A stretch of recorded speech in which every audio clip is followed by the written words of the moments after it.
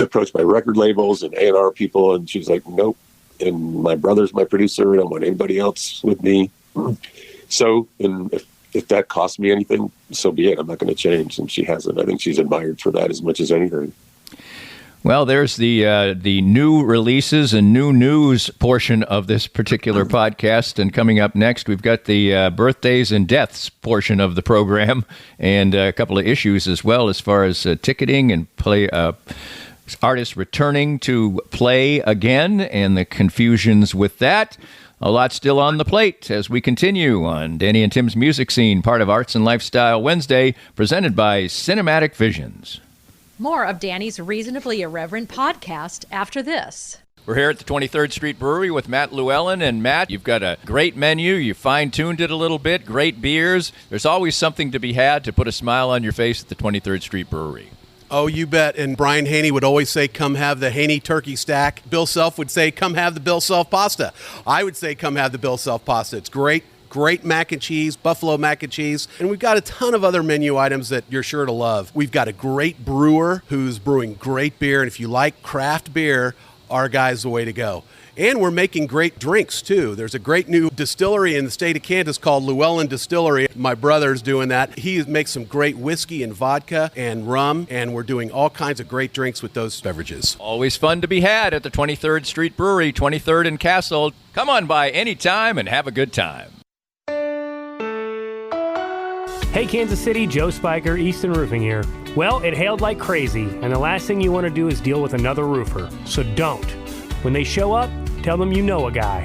An Easton Roofing sign in your yard lets everybody know you want it done right, and it's the best storm chaser repellent you can get. Call us today for a free no-obligation inspection, 913-257-5426 or eastonroofing.com. Easton Roofing. Integrity matters. If you'd like to join these and other fine sponsors and market your business on Kansas City's #1 rated podcast, contact us at danny@dannyclinkscale.com. Look forward to working with you. Welcome back, and it's a week to talk about people who've been lost and then some birthdays for people who are still around. Why don't we end on a more upbeat note and talk about the people who've passed? But as we said, when it's music, it always leaves an unbelievable mark. A couple days ago, David Sanborn passed away at the age of 78. I actually was surprised he was only 78 years old. It seemed like he had been around forever and a day. What we don't realize and remember, which we should, is that many of these musicians become popular and famous when they are quite young, and David Sanborn was that, and he played on, well, just about everything, including his own albums. He sort of had a, standoffish attitude toward being called a jazz musician because he wasn't sure he would be accepted in that regard. But he played on Young Americans by David Bowie, 10th Avenue Freeze Out, and it goes on with Stevie Wonder, whose birthday was this week. We'll get into that in a little bit. But just someone who was a contributor to a remarkable amount of projects through the years and also carved out his own career. Yeah, he just didn't want to be labeled at all or pigeonholed, and he succeeded at that. I encourage anyone who hasn't heard it. There's a Ian Hunter song called All American Alien Boy. It's the title track for a record that came out in like 77. And Jaco Pastorius does this amazing, amazing bass solo in it, but also David Sanborn's back there wailing on the alto sax. It's great. It's super groovy, and those two together is just, it's one of my favorite songs ever just because of that, but it's also a good Ian Hunter song. But yeah, he was, so he got, David Sanborn that's how we got into the saxophone, is he had polio as a child. Right. And he was encouraged to play something like that to improve and strengthen his breathing. So he was in an iron lung and all that. So yeah, that's interesting. That's how he found what became his passion and his craft and his art. So he was raised in Kirkwood, which is not far from St. Louis. Mm-hmm. I've seen him some at the Midland Boy back in the late 80s, I think. And like you said, a lot of us were introduced to him with Young Americans, the Bowie song, and then the Born to Run album. So he's just been around a long time, and it's just when you hear him, right, it's him. He did have a sound, like a trademark sound, and I know he's been on Paul Simon records. But yeah, the list we could go on for 20 minutes talking about the records he's appeared on. But he was a mainstay and had his own TV show. He was kind of a Renaissance guy, and yeah, he had prostate cancer, so that sucks. And he was still performing, and then he had to stop a little bit because he had back problems. But I've got a couple of my own little notes. He actually he was on Woodstock as a member of the Paul Butterfield Blues Band, as a matter of fact, at the start.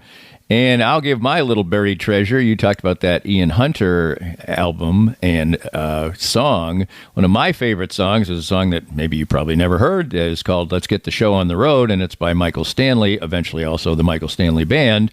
And you're like, who? Yes, I agree. Michael Stanley was a solo artist first, and his second album, Friends and Legends, was recorded in Colorado with just these folks on it: Stephen Stills, Kenny Passarelli, Joe Lala, Al Perkins, David Sanborn, Dan Fogelberg, Richie Furay, Jay Giles, all were on that. And the song Let's Get the Show on the Road, which he actually released, Michael Stanley, about 5 times to try to make it a big hit, and it's a fabulous song. And there's a huge sax solo by Michael Sanborn in the beginning, and then the run out is absolutely stunning. So if you look for that, or the live version is on an album called Stage Pass.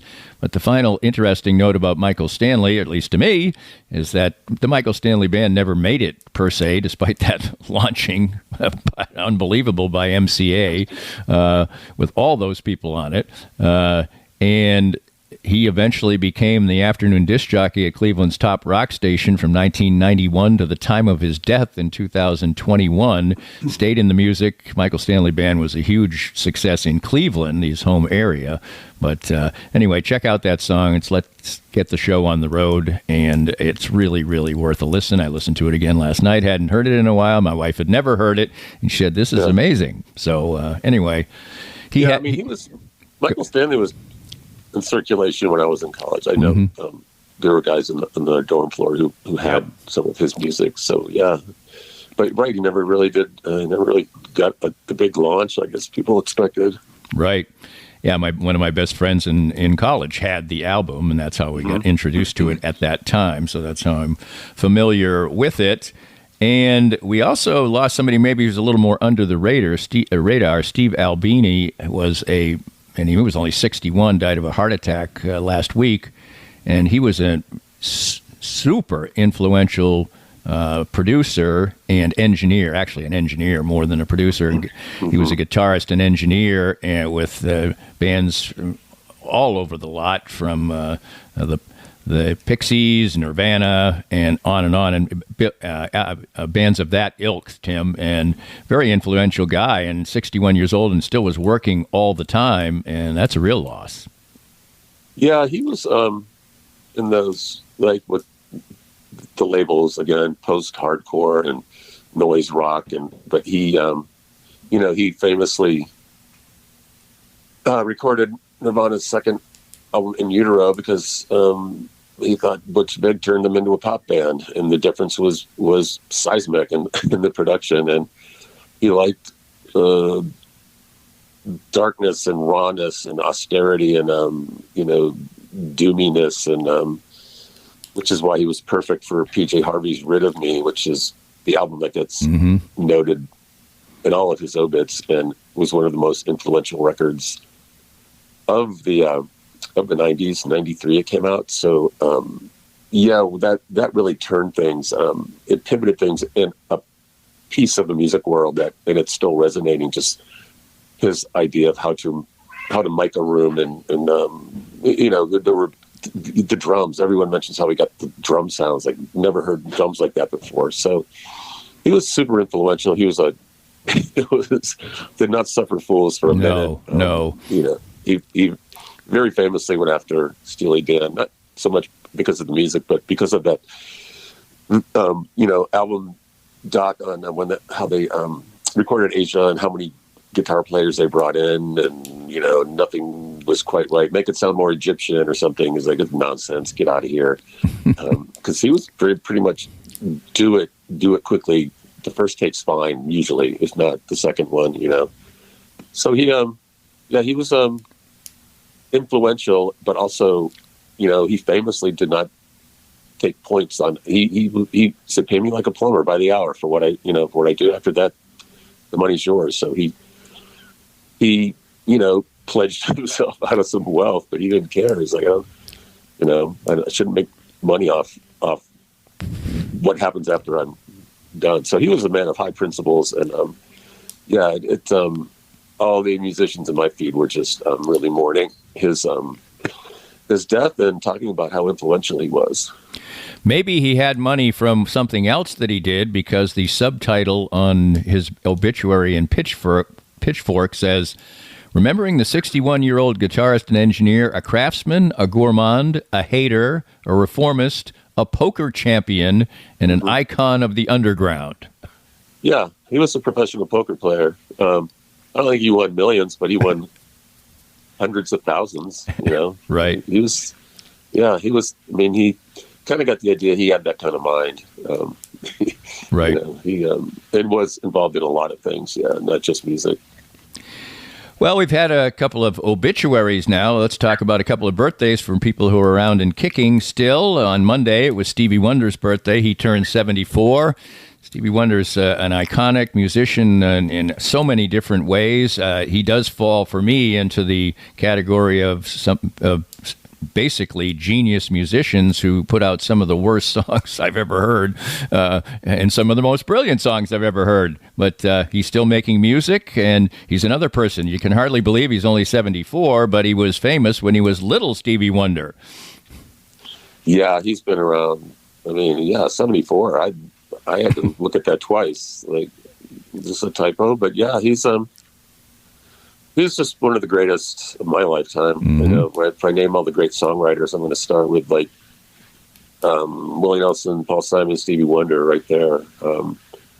Carole King, but we saw that documentary that Questlove did about the Harlem Music Fest back in 1969, mm-hmm. During the moon landing, and I think that's when Stevie Wonder decided, my music has to be more substantive. I don't want to be, slow Stevie the Motown kid. I need to start getting into something more substantive. So he pivoted there and went on an amazing run of albums, just like 4 or 5 in a row that are just absolute classics, ending with Songs in the Key of Life. So he went on a tear and was provocative and prolific and all that. Just no one like him. And my greatest memory of him and of live music will be the night he played at Sprint Center, which coincided with the Royals winning their second pennant. And Janelle Monáe was in the audience, and that place was just, the euphoria in that place was immeasurable. Like I get chills thinking about it, just how that place just went on fire. And he announced that they'd won, and then they did a "Let's Go Royals," and that coincided with him doing like the greatest hits. That's the second part of the show. So everyone loved every song he played. It was just so magical. And so the only time I've seen him, I'm like, I'm not going to see him again because nothing's going to top that. Well, then I won't mention, I just called to say I love you, but I just did. So yeah. Anyway, yes, absolutely brilliant. I like almost all of Stevie Wonder's output, even his little Stevie Wonder stuff. But just amazing person, and still, as we said, alive and making music at 74. And so is David Byrne. He turned 72 on Tuesday, and there's a tribute coming out in the world of David Byrne. Yeah, it's to honor the movie Stop Making Sense. So there's a tribute to that. It's an interesting lineup. I heard bits of Spotify is featuring. It comes out officially Friday, but you can get snippets of some songs on Spotify. And Miley Cyrus does "Psycho Killer." I haven't heard any of that yet, but I heard that she does some really cool things with it. Paramore does "Burning Down the House," and it sounds like Paramore doing "Burning Down the House." So a lot of these are younger, Girl in Red, Lord Doesn't Take Me to the River, a band called Bad Bad Not Good with